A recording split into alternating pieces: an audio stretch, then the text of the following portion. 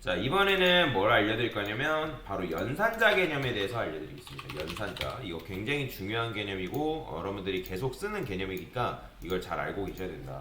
자바스크립트의 대표적인 연산자에는 세 가지가 있습니다. 산술 연산자가 있고요. 그 다음에 비교 연산자가 있고요. 논리 연산자가 있다라고 여러분들이 이해를 하시면 됩니다. 산술은 그냥 어렵잖아요. 여러분들이 아는 거 쓰시면 돼요. 플러스, 마이너스, 그 다음에 곱하기. 근데 이제 자바스크립트에서는 나누기가 총 두 가지 종류가 있는데 슬래시가 있고요. 그 다음에 퍼센트가 있다라고 여러분들이 이해를 하시면 돼요. 얘는 뭐냐면 나눈 몫을 출력하는 것과 나눈 나머지를 출력하는 거예요. 나머지. 그래서 얘는 나눈 몫. 그 다음에 얘는 나눈 나머지. 이렇게 생각하면 돼요. 여러분들이 이제 10을 3으로 나눴어요. 그러면 나눈 몫이 몇이에요? 3점? 3, 3, 3, 3, 3, 3 이런 식으로 나오죠. 그죠? 근데 나머지는 뭐예요? 10을 3으로 나누면 1이죠. 그죠? 나머지는. 그죠? 그래서 그런 식으로 나머지를 출력하는 것과 나눈 몫을 출력하는 게 있다. 자, 그러면 한번 테스트를 해봅시다. 어떤 결과로 나오는지 한번 봅시다. 콘솔 로그에서 여기다 10 플러스 10. 자, 아는 것들은 빨리빨리 하고 넘어갑시다. 여기다가 20 마이너스 3, 그 다음에 10 곱하기 10. 그러면 자, 100이 나오겠죠? 그죠? 뭐 어려운 거 아니에요. 자, 그 다음에 아까 이제 나눈 나머지를 출력하는 것과 몫을 출력하는 게 있다 했는데 얘는 뭐다? 나눈 몫을 출력하는 거. 그래서 10 나누기 3 하니까 어떻게 나와요? 이렇게 나오는 거. 자, 그 다음에 여기다가 퍼센트라고 바꾸는 순간 어떻게 나온다? 1이 나온다 라고 보시면 됩니다. 보이죠? 자, 이런 식으로 여러분들이 사칙 연산을 할 수가 있고요.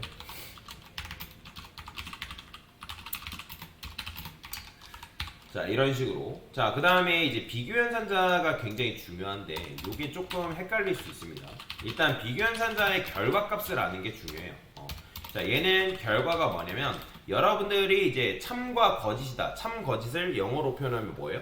true, false죠. 그죠? 그러니까 말 그대로 비교 연산자의 결과는 맞다, 아니다 두 개밖에 없기 때문에 그게 바로 뭐냐면 true, false라고 여러분들이 이해를 하시면 됩니다. 그래서 비교 연산자의 결과값은 무조건 true 또는 false다 라고 여러분들이 생각을 하시면 될 것 같아요. 자, 그러면 비교 연산자의 종류는 뭐가 있냐? 이상이 있고요. 초과가 있고, 그 다음에 이하, 그 다음에 미만. 자, 우리가 수학 시간에 같다를 이렇게 배우죠. 그죠? 근데 자바스크립트, 즉 프로그래밍 언어에서는 같다를 어떻게 표현하냐면 이렇게 표현합니다. 같지 않다는 이렇게 표현해요. 자, 그 다음에 꺽쇠가 무조건 왼쪽입니다. 꺽쇠를 오른쪽에 두지 마세요. 왼쪽이에요. 그래서 얘를 이상이라 하고요. 그 다음에 얘를 초과. 물론 이제 내가 수식을 어떻게 표현하느냐에 따라서 얘가 이제 뭐 이상이 될 수도 있긴 해요. 근데 보통 이제 요걸 이상, 초과, 그 다음에 얘를 이제 이하로 씁니다. 그 다음에 미만, 그 다음에 같다. 그 다음에 얘는 뭐예요? 같지 않다다. 여러분 이렇게 이해하시면 되고요. 자, 그러면 여기다가 한번 적어봅시다. 마찬가지로 여기다가 비교 연산자다라고 이렇게 쓰는 거죠. 자, 그 다음에 콘솔 로그에서 자, 뭐라고 쓸까요? 자, 10은 3보다 크거나 같다. 당연히 뭐가 나오고 있어요? 자, true가 나옵니다. 보이죠? true. 자, 그 다음에 10은 3보다 크다. 당연히 얘도 true 나오겠죠? 근데 여기다가 3은 3보다 작거나 같다. 당연히 거짓일 테고. 그 다음에 4는 2는 3보다 작다. 당연히 뭐가 나와요? true로 나오겠죠. 그죠? 이런 식으로. 자, 작거나 같다 했으니까 이제 작진 않지만 같기 때문에 true가 나오는 건데 이렇게 써볼까요? 4 됐어요. 그러면 true, true, false, true 이런 식으로 나오겠죠. 자, 그 다음에 같다를 어떻게 표현한다? 같다는 여러분들이 이런 식으로 표현하겠죠. 1과 1은 같다. 당연히 1과 1은 같지 않다. 당연히 뭐예요? true, false 차례대로 나오는 걸 볼 수가 있는 거죠. 근데 이제 재밌는 게 있어요. 이거는 뭐 이따가 제가 알려드리긴 할 건데, 그래요. 그거는 이따 따로 떼서 제가 설명드릴게요. 자, 그러면 여기다가 이제 사칙연산자도 설명드렸고, 비교연산자도 설명드리고, 자, 논리연산자라는 개념이 있습니다. 논리연산자. 자, 논리연산자의 결과는 뭐가 있냐면, 얘는 이제 결과는 아니고 종류가 있어요.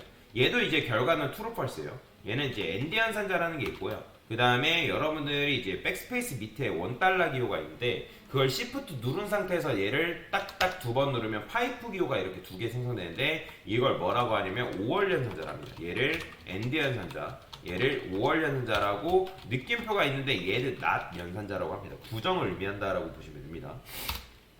자, 그러면 첫 번째로 엔드 연산자는 뭐냐? 학생들이 처음에 논리 연산자를 제일 많이 헷갈려 하시는데 그렇게 어렵진 않습니다. 좀만 이제 생각하면 얘는 뭐냐면 양쪽에 비교한 결과값이 둘 다 true이면 그 결과가 true이다라고 여러분들이 생각하시면 되고요.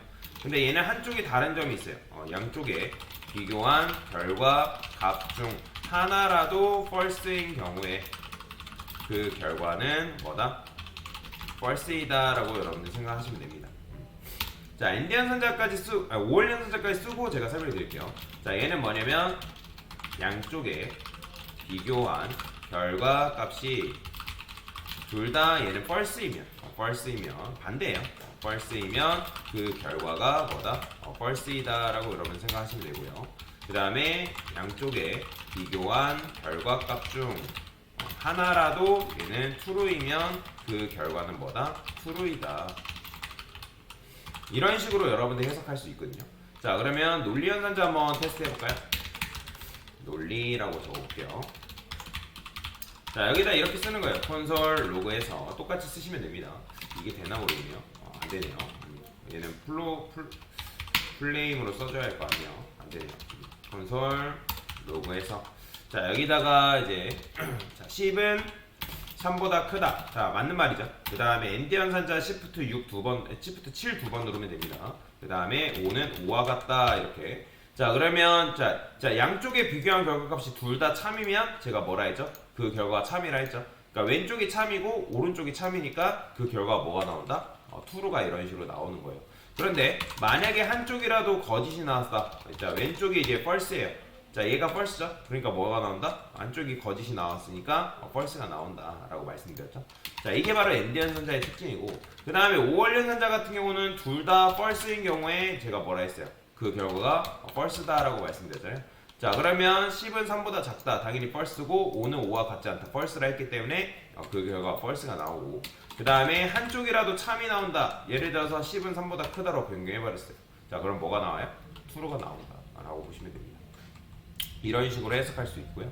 자, 그 다음에 느낌표가 있는데 얘가 바로 뭐냐면 not 연산자다라고 제가 말씀드렸죠. not 연산자. 자, 얘는 부정을 의미한다라고 여러분들이 생각하시면 됩니다.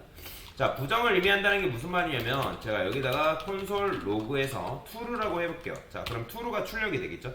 근데 여기다가 여러분들이 앞에다가 느낌표를 딱 붙이는 순간 뭐가 되냐면 true가 아니다라 해석하면 돼요. true가 아니다. 그럼 true가 아니면 뭐겠어요? 당연히 false밖에 될 수밖에 없죠. 그렇죠? false 이렇게 나오는 거. 자, 그 다음에 여기다가 마찬가지로 제가 false라 썼죠. 그럼 이건 뭐예요? false가 아니다. 그럼 false가 아니면 당연히 뭐예요? true니까 이런 식으로 나오겠죠. 그렇죠? 그래서 이 느낌표는 부정을 의미한다라고 보시면 되고요. 그 다음에 여러분들이 혹시라도 계산할 때 소괄호가 혹시라도 등장했다면 무조건 소괄호 안쪽부터 계산을 먼저 하셔야 됩니다. 그 다음에 소괄호 안쪽부터 계산하고 그 다음에 바깥쪽 계산하고 계산의 이제 우선순위를 여러분들 알 거 아니에요? 수학 시간에 배웠으니까. 자, 근데 이제 여기 이제 연산자가 산술연산, 비교연산, 논리연산이 있다 했잖아요. 이 셋 중에 연산자 우선순위가 가장 센 게 누구냐면 바로 산술연산입니다. 얘가 제일 세고요. 그 다음에 비교연산자, 그 다음에 논리연산자 순이다라고 여러분들이 생각하시면 되겠습니다. 그러니까 계산을 할 때 혹시라도 여러분들이 이런 식으로 계산식이 나왔어요. 10 플러스 3, 그 다음에 5, 그 다음 5 플러스 5, 그 다음에 엔드 연산자 와가지고 10 뭐랄까요? 10은 5보다 작다. 뭐 이런 식의 수식이 그냥 왔다고 해볼게요. 됐어요. 자, 그러면 얘도 이제 이런 수식이 왔대요. 그러면 어디서부터 계산하는 거예요? 그냥 이제 플러스 연산자니까 이제 얘네부터 계산하는 거죠. 그러면 첫 번째 계산하면 그 결과가 뭐가 나오는 거예요? 얘는 13. 그래서 13. 그 다음에 10이죠. 그 다음에 여기다가 8. 뭐 이렇게 계산해야 되겠죠. 그렇죠? 그 다음에 이제 계산하면 뭐예요? 13은 10보다 크거나 같다. 당연히 이제 참이니까 뭐겠어요? 얘는 true가 되겠죠. 그죠? 그 다음에 10은 8보다 작다. 그럼 뭐예요? 거짓이니까 false가 되겠죠. 근데 이제 true에 있는데 true가 나왔으니까 그 결과는 이제 뭐가 나오고 있어요? false가 나오겠죠.